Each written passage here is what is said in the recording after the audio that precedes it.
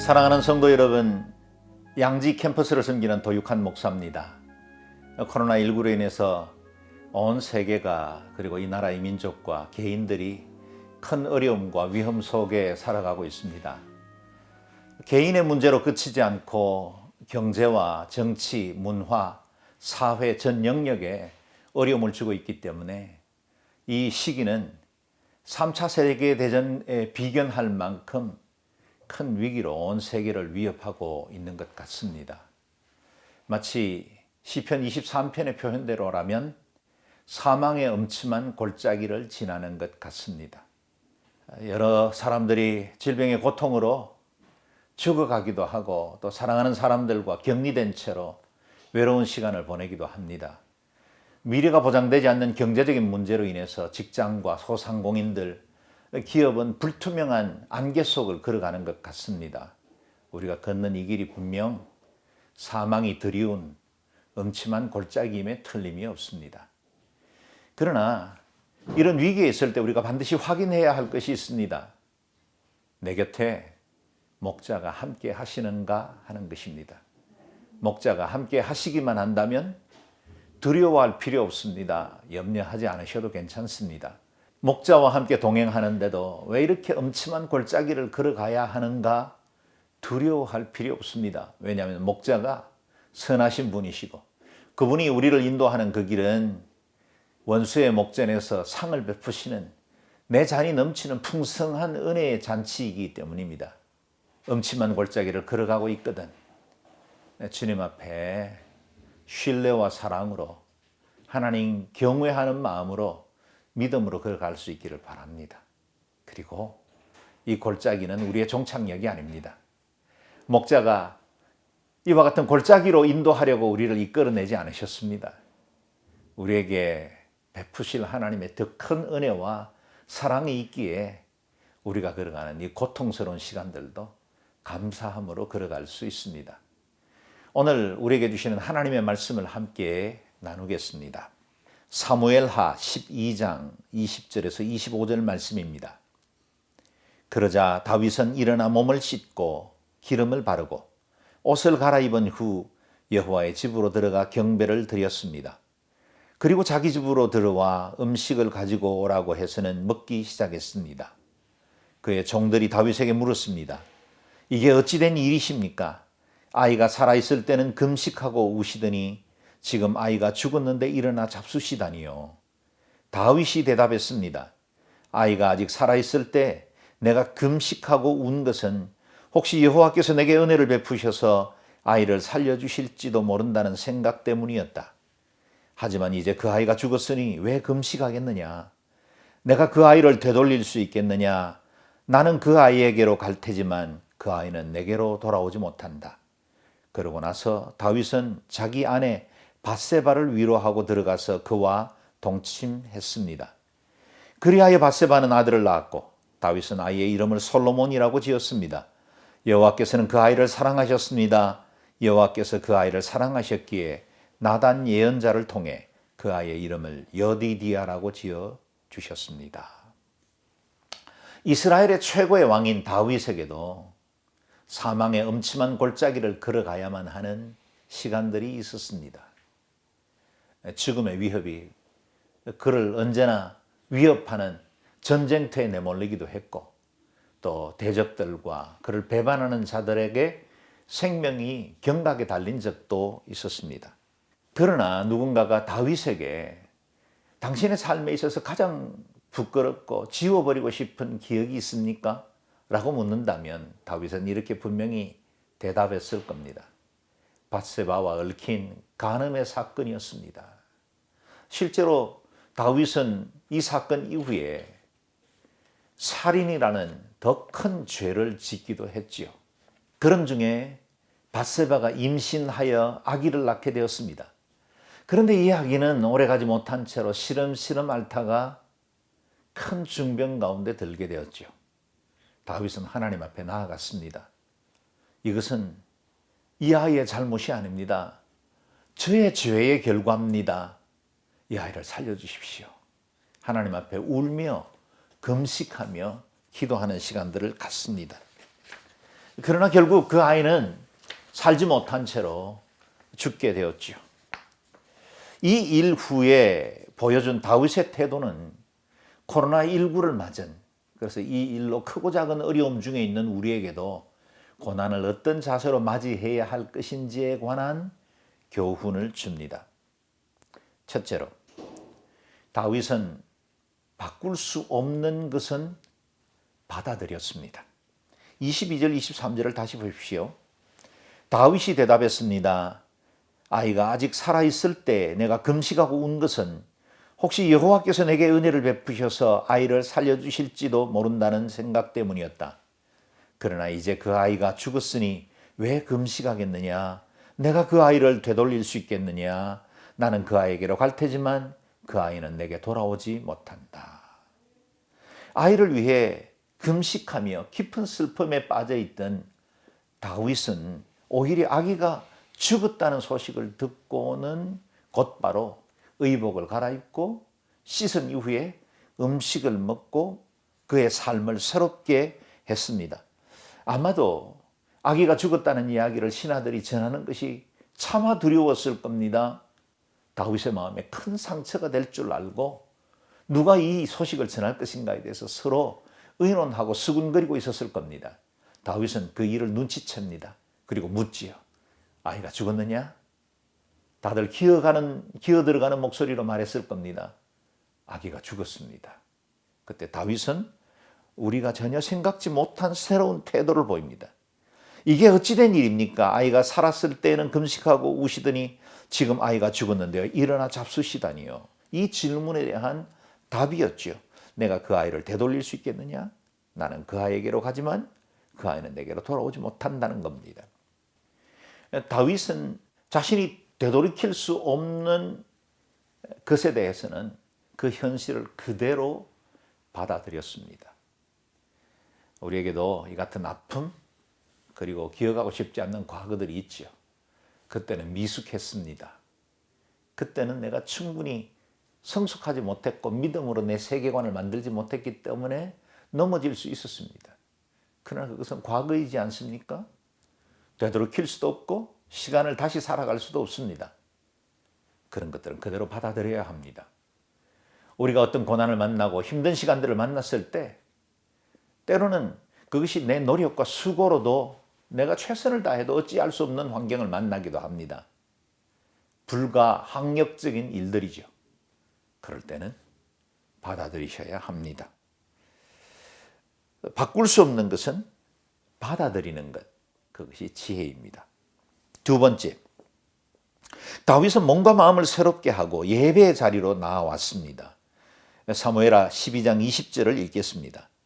그러자 다윗은 일어나 몸을 씻고 기름을 바르고 옷을 갈아입은 후 여호와의 집으로 들어가 경배를 드렸습니다. 그리고 자기 집으로 돌아와 음식을 가져오라고 해서는 먹기 시작했습니다. 그는 금식을 끝내고 새 옷을 갈아입고 몸을 씻은 이후에 여호와의 집으로 나아갔습니다. 예배의 자리로 돌아간 것입니다. 다윗은 자신이 최선을 다한 이후에 하나님 앞에 올려드린 그것이 기도이고 절박한 소망이라 할지라도 그 이후의 일들은 하나님의 뜻에 맡길 줄 알았습니다. 너의 길을 여호와께 맡기라. 그를 의지하면 저가 이루신다라고 말씀하십니다. 하나님께 달려있는 부분은 하나님께 맡기셔야 합니다. 예배는 내 삶을 소생시킬 수 있는 가장 빠른 지름길입니다. 어렵고 힘든 상황들을 만났지만 다른 사람들을 찾고 조직과 나를 도와줄 수 있는 여러 기관을 찾는 것도 중요하지만 그러나 그 무엇보다 예배 자리로 나오셔야 합니다. 예배가 우리의 심령을 회복하고 우리를 하나님 앞에 바로 서게 할 때 이후에 나머지의 일들은 다시 하나님께서 그 선을 이루어 가실 것입니다. 코로나19는 단순한 유행병 정도로 그치지 않는 것 같습니다. 전 세계를 이렇게 단 한순간에 바꿔놓을 수 있는 일이 또 무엇 있겠습니까? 경제적으로, 정치적으로, 문화적으로 전 세계에 그동안 자랑하던 강력한 G7도 그리고 문화적으로 존경받고 많은 나라들의 부러움을 받던 서구의 유럽 제국들도 다 이 코로나 앞에서는 무너져 버렸습니다. 저는 질병을 두둔하지 않습니다. 그러나 그 질병을 통해서 우리에게 주시는 하나님의 메시지는 분명히 있는 것 같습니다. 우리가 쌓아 올리던 바벨탑을 멈추고 도덕과 질서, 잘못된 기준들이 얼마나 우리의 인간성과 사회를 파괴하고 있는지, 특별히 하나님의 창조 질서를 대적하고 있는지 돌아보아야 합니다. 그동안 문화라는 이름으로 우리가 행하는 모든 사회적 활동들, 우리가 즐기는 그 쾌락들을 잠시 멈추고 우리 안에 진정으로 중요한 것이 무엇인지, 우리의 삶의 본질이 무엇인지를 돌아보게 합니다. 예배를 통해 저와 여러분의 마음에 새 옷을 입을 수 있기를 바랍니다. 함께 공동체로 모이지 못한 지가 2달이 되었습니다. 우리의 예배를 새롭게 하시는 하나님의 계획입니다. 그동안 마당만 밟고 있고 습관적으로 드리던 예배가 있었다면 이번 기회에 우리의 마음을 새롭게 하고 하나님 앞에 겸비함으로 무릎 꿇는 시간들이 될 수 있기를 바랍니다. 세 번째, 다윗은 잃어버린 것들이 아니라 남아있는 것들에 주목했습니다. 24절에서 25절 말씀입니다. 그러고 나서 다윗은 자기 아내 밧세바를 위로하고 들어가서 그와 동침했습니다.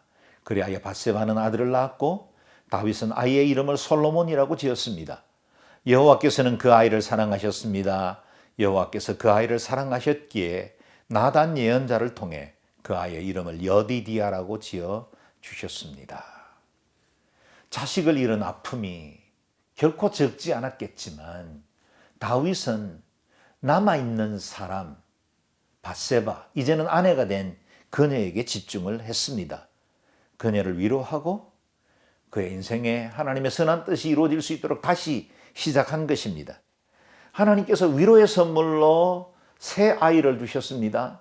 그리고 그 아이는 하나님 앞에나 사람들에게 은총을 입은 우리가 너무나 잘 아는 솔로몬, 영화의 왕이 되었던 것입니다. 이런 것에 마음이 묶여 있고 그것으로 두려워 새로운 것들을 시도하지 않는다면 하나님이 베푸시는 새 언약, 새로운 은혜도 받을 수가 없을 것입니다. 남은 것들에 집중해야 합니다. 우리는 코로나19로 인해서 많은 것들을 잃어버렸습니다. 많은 것들로부터 격리되었습니다. 그 때문에 그동안 놓치고 있던 중요한 것들 새롭게 발견하지 않았습니까? 코로나의 역설이라는 말 들어보셨을 겁니다. 코로나로 인해서 우리는 우리의 예배를 더 온전하게 회복할 수 있는 기회를 얻었습니다. 코로나로 인해서 그동안 돌아보지 못했던 것들을 볼 수 있는 기회를 얻었습니다. 자연이 제자리를 찾았고 흐렸던 물에 물고기들이 다시 돌아오기 시작했다는 겁니다. 그동안 너무 영양가 없이 얽힌 관계들 거리 두는 법을 배워야겠지요. 그동안 내가 너무 마음에 집중하고 그것으로 빼앗겼던 것들로부터 우리의 마음들이 회복되고 지금의 위기, 아픔, 어두운 그림자에서 벗어나 그동안 내가 잊고 있었던 더 소중한 것들을 회복하는 귀한 시간 될 수 있기를 바랍니다. 오늘도 3가지의 기도의 제목을 따라서 함께 기도하겠습니다. 질병의 고통과 두려움으로부터 이 백성들을 자유하게 하시고 경제 위기를 극복할 능력과 지혜를 주시며 학교 교육이 속히 정상화되게 하여 주소서. 공예배를 재개하는 교회마다 성령과 은혜로 충만하게 하시고 집단 감염으로부터 지켜주셔서 지역사회와 이웃의 덕을 세울 수 있게 하소서. 현장과 본부에서 사역하는 선교사님들의 가정과 사역을 지켜주시고 선교 한국의 운동력이 위축되지 않고 세계 복음화를 위해 요긴하고 성숙한 도구로 쓰임받게 하소서. 이와 같은 기도의 제목을 가지고 1분 정도 다 함께 기도하는 시간을 갖겠습니다.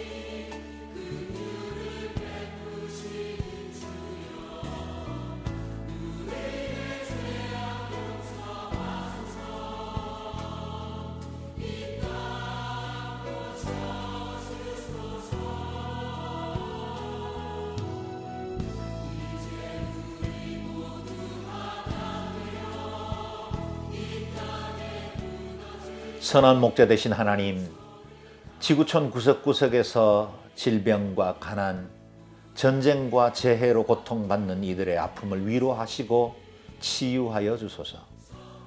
이미 260만 명이 감염되었고 18만 명이 생명을 잃었으나 언제 이 고통이 끝날지조차 알 수 없는 짙은 어둠 속을 걷고 있습니다. 특히 보건과 의료의 보호를 받을 수 없는 중남미와 남아시아, 아프리카의 백성들을 불쌍히 여겨주시고 주의 편팔과 능력의 손으로 저들을 지켜주소서.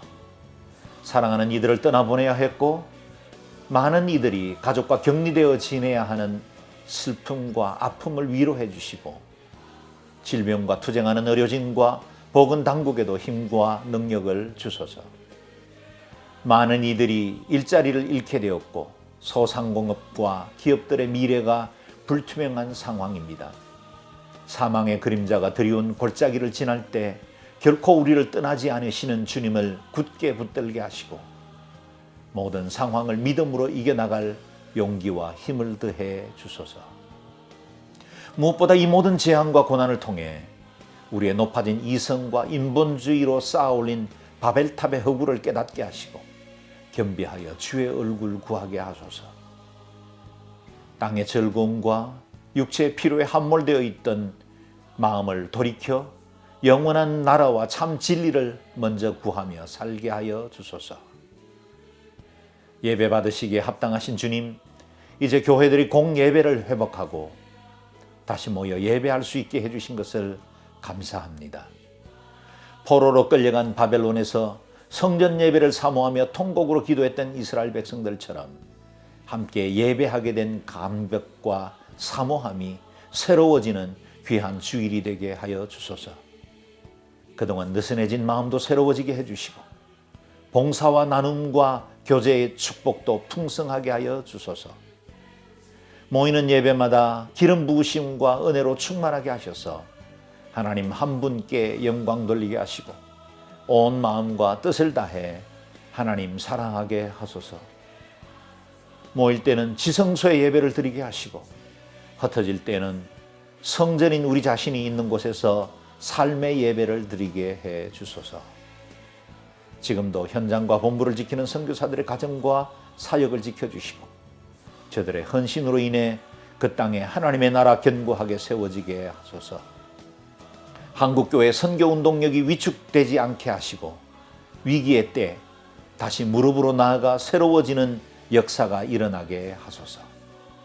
복음과 방역에서 열국의 칭찬을 받은 대한민국을 통해 선교의 영향력도 커지게 하시고 더 많은 사랑과 복음을 흘러보낼 수 있는 제사장 나라 되게 하소서. 선한 목자 되신 주님, 이 모든 시련의 시간을 통해 우리 성도들은 더 온전한 하나님의 사람으로 변화받게 해주시고 교회는 거룩의 능력을 회복하며 국가는 자유와 정의의 기초 위에 견고히 서게 해 주소서.